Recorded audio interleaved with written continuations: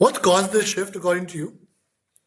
Well, that's a really interesting question. I don't know. I suspect the outbreak of the war in Ukraine has been a huge part of it because certainly from a European perspective, from an American perspective, this is a relatively straightforward war of where we have kind of moral and political clarity from our perspective, and certainly the perspective of our citizens in our companies, which is have a large country conducting conventional aggression against another smaller country to basically wipe it out and annex it, and change borders in Europe by force for the first time since 1945. And that is such a clear cut case from the sort of way the popular view here that companies see that, this is not drone strikes in Waziristan where the fear was you're killing the wrong people, or you're kind of doing a distant conflict where you're making mistakes, you're hitting wedding parties. This feels like a just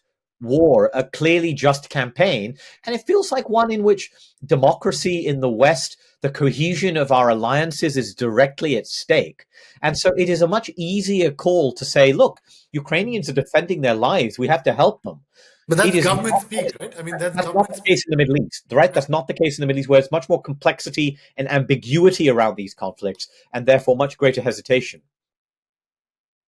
How much of it has to do with the great power competition frame that has now been applied to U.S. national security thinking, Yeah. the U.S. versus China? So Ukraine, of course, I see your point that maybe that's a case study, but how much of the shift in thinking would you attribute to this realization that in the U.S. national security establishment that we have now moved away from counterterrorism as the frame to great power competition, and hence now we need a whole of country, whole of government effort. I think that's also part of it, right?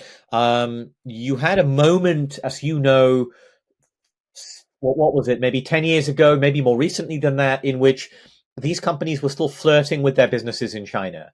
Right, you had the great Google debates, which then they then made a big choice. But Microsoft AI had a huge presence in China. Microsoft itself was very heavily involved, and this was seen as we have to do this.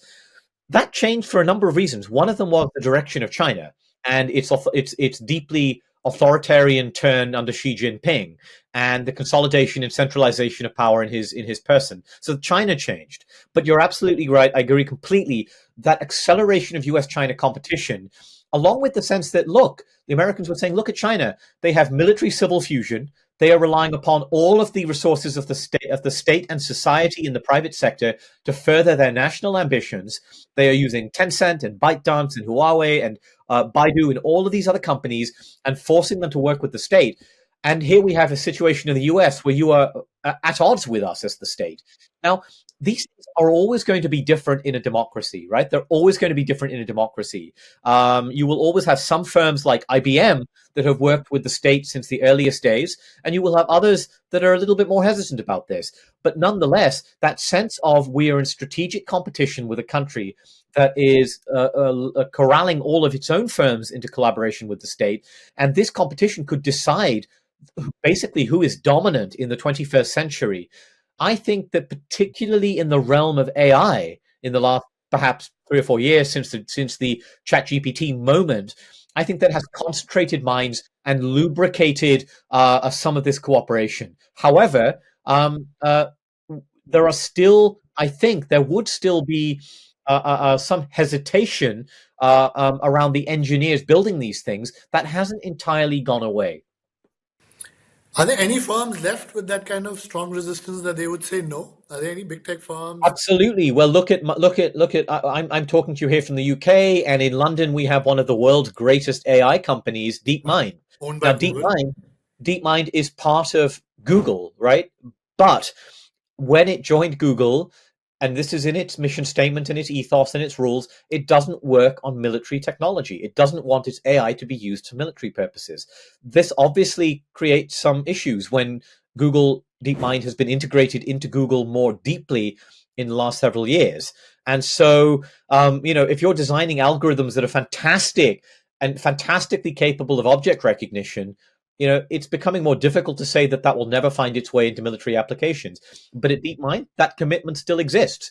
And I suspect there are still some other people who are quite uncomfortable about this, but that reluctance is fading. It's eroding exactly as you say. And these companies are more and more willing to work with intelligence agencies and armed forces and the state. How much of it do you would you attribute it to um, this shift again and this overcoming of this resistance that was there a few years ago to the antitrust efforts of the state? Um, They've been under you, the antitrust umbrella, over the now the attack antitrust efforts over the last few years. Of course, Europe has had its own efforts against these big tech firms and lots of fines coming in.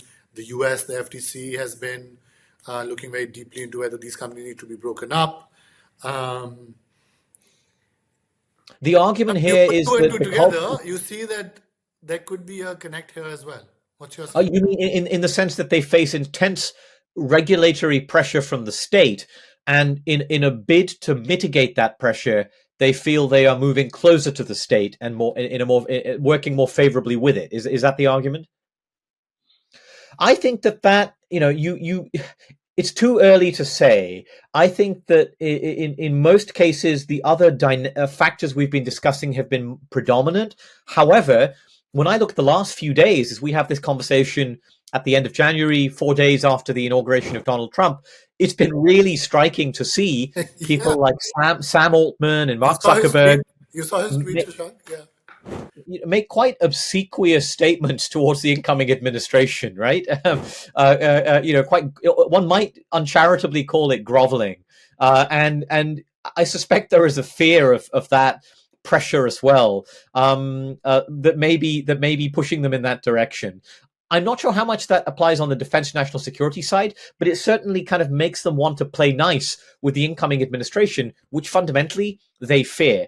I will say, however, look at the EU. The EU is also putting immense pressure on these companies, but actually the response has been for these companies to turn towards Washington and say, protect us from the Europeans. Keep us from these crazy Europeans because they're trying to regulate us and attack us. So there may be a further breakdown of the relationship between the tech companies and Europeans. And so, what does that mean if you're a European company, a European a defense establishment, or European army or intelligence service that wants to work with Google or with Microsoft?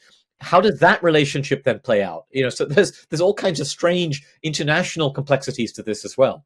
Yeah, of course, Europe has even more dependence, right? Whether through NATO or through the US in a battlefield like Ukraine or tomorrow another battlefield, as much, if not more, dependence on Starlink and SpaceX and others of the kind of companies we're talking about than even the US. The US at least has something to hold over these firms. The Europeans don't.